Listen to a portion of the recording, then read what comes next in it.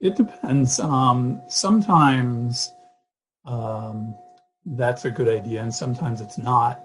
It usually depends on the nature of the claim.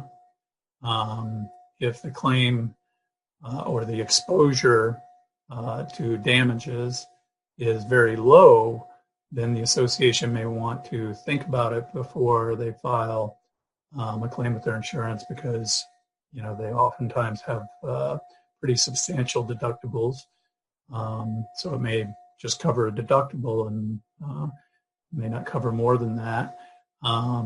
Also, too, if you're going to file those claims with your insurance company, obviously you run the risk of your rates going up. And also, too, there is another kind of more esoteric issue with it, and that is that if you, as an association or the board of directors, decides to file a claim and the insurance company hires attorneys, the attorneys are actually working for the insurance company.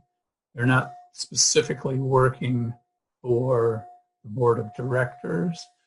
So I have had instances where a board has filed with their insurance company. The insurance has provided counsel, but they've also retained me to make sure that their interests were protected and not just the insurance interest.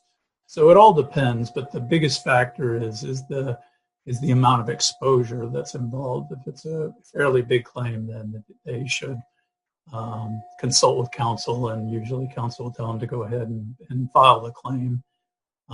If it's a relatively small amount of exposure after talking to your attorney, because if you don't speak with counsel, you really are kind of shooting in the dark as to what your exposure is as far as liability goes when there's some type of either threatened action or actual filed suit against the association.